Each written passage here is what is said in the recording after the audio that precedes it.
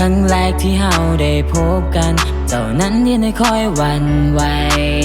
และใจดวงนี้มันเริ่มจะละลาย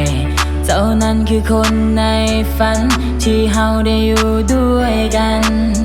อยากให้ความฝันของคอยได้เป็นจริงเจ้าคือผู้หญิงที่คอยนั้นตามหาจะบ่แม่นมนุษย์แต่เจ้าคือนางฟ้าคอยสิเฮ็ดจังใดให้เจ้านั้นหันมาคบกับคอยได้บอกคอยเป็นคนธรรมดาถ้าว่าเจ้าตกลงมันคงสิดีต่อใจเพราะว่าคอยคนนี้ยังบ่ทันหนีภัยเลยอยากบอกให้เจ้านั้นรู้เอาไว้คือเฮาเป็นแฟนกันเนาะนี่คือคำขอของลูกผู้ชาย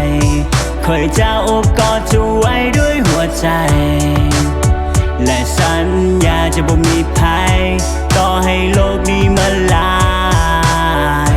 คอยก็หาเจ้าเขาสองคนลองมาคบกันเบิ่งดีบ่อยากให้เจ้านั้นลองเปิดใจพออยู่ใกล้เจ้าแล้วหัวใจมันละลายอยากบอกว่าเจ้าน่าฮักที่สุดเลยแล้วเบิ่งคักๆเบิ่งคักๆแล้วเป็นตาฮักตาแพงผู้สาวแก้มแดงเฮ้ยเป็นตาฮักอีหลีถ้าได้เจ้าเป็นแฟนแล้วคอยจะเอิ้นฮันนี่ละสัญญาว่าจะมีเจ้าคนเดียวเด้อเบเบ้เขาว่าพันลำยังคู่กับนางสีดาท้องฟ้ายังคู่กับดวงดาวขนาด 3K ยังคู่กับป่องเก่าแล้วคอยบอกตรงๆว่าคอยอยากคู่กับเจ้าถึงว่าหน้าตาคอยจะบ่หล่อแต่คอยจะขอหักเจ้าคนเดียวหญิงอื่นสาวได้คอยก็บ่ขอของเกี่ยวจะหักเจ้าคนเดียวเดินลานางเอ้ย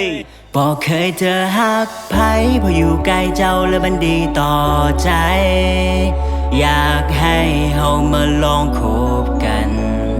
จากนี้จนวันสุดท้ายก็จะหักเจ้าไปส่วนนี้ลานเฮามาเป็นแฟนกันจะได้บ่คือเฮาเป็นแฟนกันเนาะ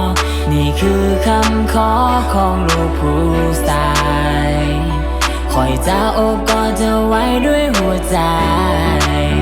และสัญญาจะบ่มีภัยต่อให้โลกนี้มันลายคอยก็หาเจ้า